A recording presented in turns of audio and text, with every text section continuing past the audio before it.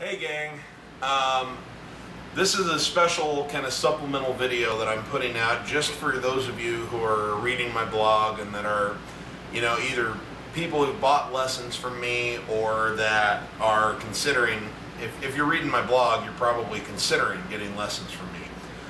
One thing that keeps coming up over and over and over is that folks are having a hard time with getting independence with their hands when they're learning certain rhythms.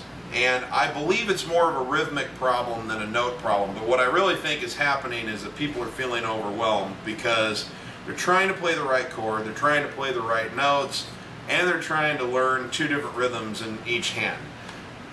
And essentially what they're doing is they're trying to swallow the elephant in one bite. So the trickiest one by far that people have expressed to me is what I call my driving rock beat, my driving rock pattern from Become Your Own Rhythm section, which sounds like this.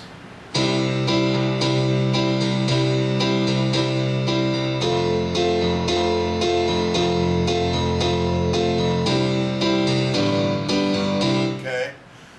Now, what they're having a hard time with is that they can see that the left hand is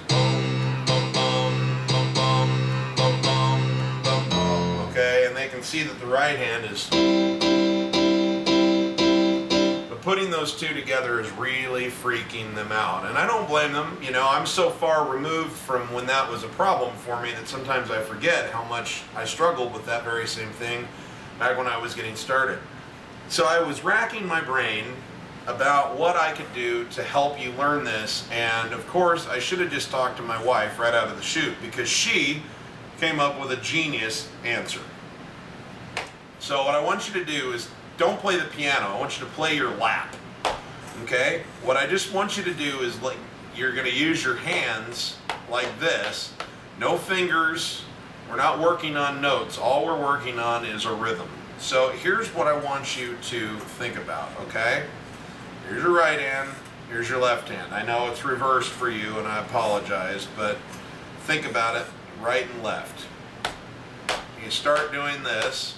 1, 2, 3, 4. Now, when you start, you're going to say the word George Washington, Washington, Washington, Washington, Washington, Washington, Washington. Okay? Why are we doing that? Because when you add in bum, bum, bum, bum, bum, bum, bum, and then you put the right hand in with it, which is bum, bum, bum, bum, bum, bum, bum. Watch. George Washington, Washington, Washington, Washington, Washington, Washington, Washington. Okay? So the very, very, very first note that you ever play, you say George. But from there on, it's just a series of Washingtons, Washingtons, Washington. So let's think about, the reason I'm giving you this is that you can then try to remember that, okay, George, wash is the right hand, sheen is the left hand, Washington is both hands. George Washington, Washington, Washington, Washington, Washington. Right, left, both. Right, left, both. Okay? George Washington, Washington, Washington, Washington, Washington, Washington, Washington. And I just want you to practice that. Just don't even try to play your piano for a while. Just get that under your hands, because that's the real quintessential thing. You got to get your brain to be able to send the muscle and the nerve signals to both hands. And this will help it understand what it's supposed to be doing. Washington.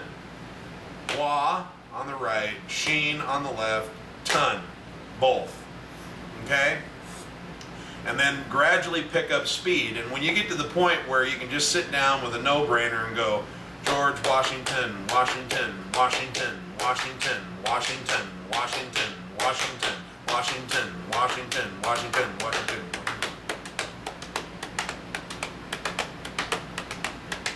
Okay? When you get that fast, okay, you've got it down. You've got the basic crux of it.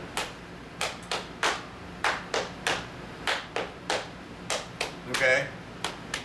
Now, I've explained this before, but I'm going to say it again. The reason that we're doing this is that if you take this pattern, okay, bum, bum, bum, bum, with what you're doing with your hands, okay, chord, chord, chord, chord, chord, chord, chord, chord, bass, bass, bass, bass, bass, chord, bass, bass, chord, bass, bass. See, what you're doing is that you're really kind of, you're emulating the trap set, okay? It's almost like you were going like this, like your right hand is a hi-hat.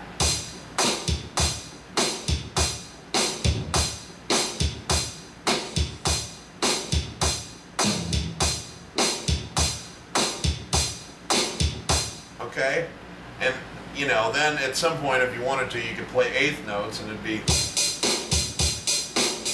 But the fact is, what you're doing is that you're taking the piano part, and the rhythm part that you're playing on the piano is really kind of matching up with what the drum kit would be doing. And the bass guitar will almost always lock in sync with the kick drum, which is what's going bum, bum, bum, bum, bum, bum, bum. And even when you get a bass player who's like all over the place and likes to go bum,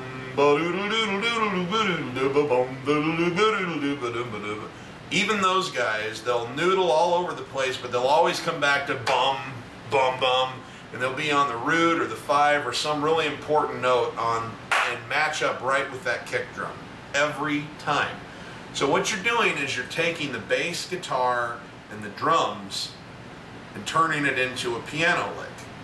And that's why it's so effective, and that's why it gives it such great pace. And that's why everyone always goes, man, can you fill the piano up? You can really make a lot of sound on that. Well, I'm not really playing more notes than most piano players I know. I'm just playing it in a way that gives it the same pace. That's why I called it Become Your Own Rhythm Section. Because the things I'm teaching on here are ways for you to copy what the bass guitar and the drums would be doing, except make it cordial and melodic because you're playing it on the piano. And all of the different techniques on there do that very thing. They make you into a full rhythm section, and that's what I think has been the kind of the cornerstone of my success as a player. So remember, on this one, George Washington, Washington, Washington, Washington, Washington. Once you feel comfortable and you can do it on your lap like that,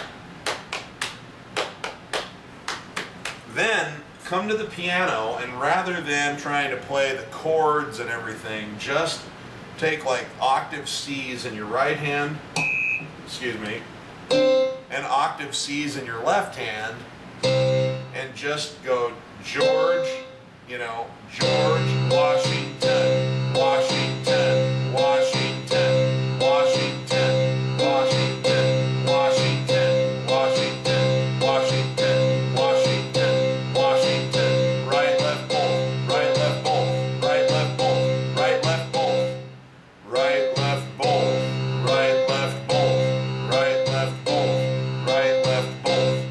Just do that. Once you really feel comfortable there,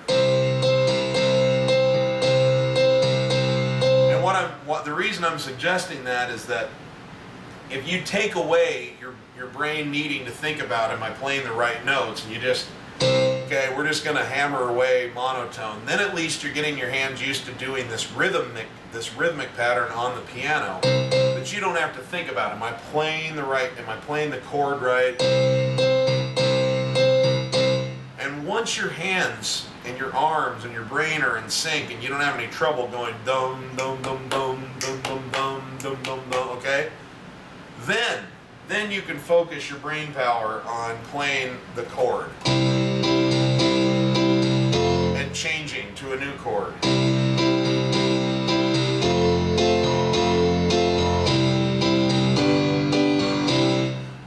And And each step along the way, you'll have a little bit of a learning curve, and it might give you a little bit of headache, but not for very long. And mostly what it will do is that step by step, it will get you to the point where this lick is not a problem. And once you have it, you'll have it forever, and you'll be able to use that pattern and that technique in like thousands of songs from anywhere from the 30s all the way up to the present day.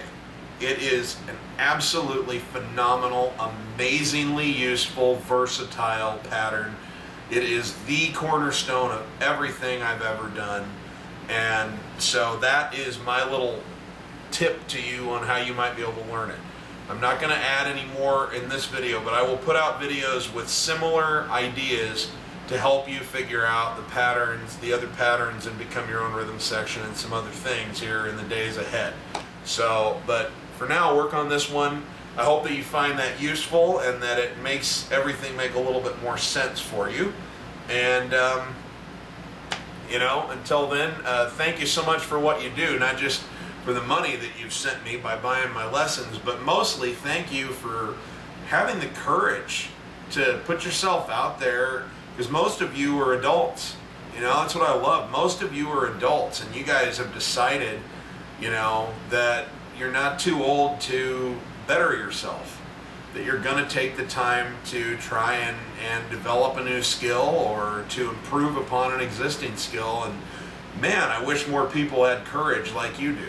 Most people just start to settle for whatever's in their life, and I really applaud you guys for wanting to grow and learn. So thanks for letting me come along for the ride. It's been the greatest pleasure in my life to do this, by far.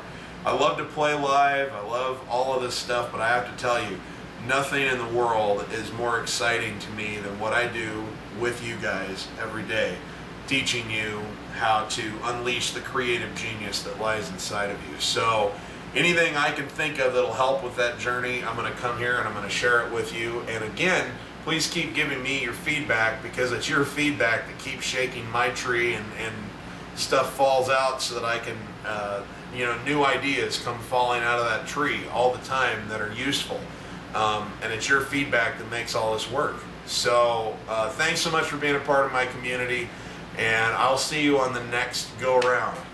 Enjoy yourselves, and well, you know, like I said, I'll see you later.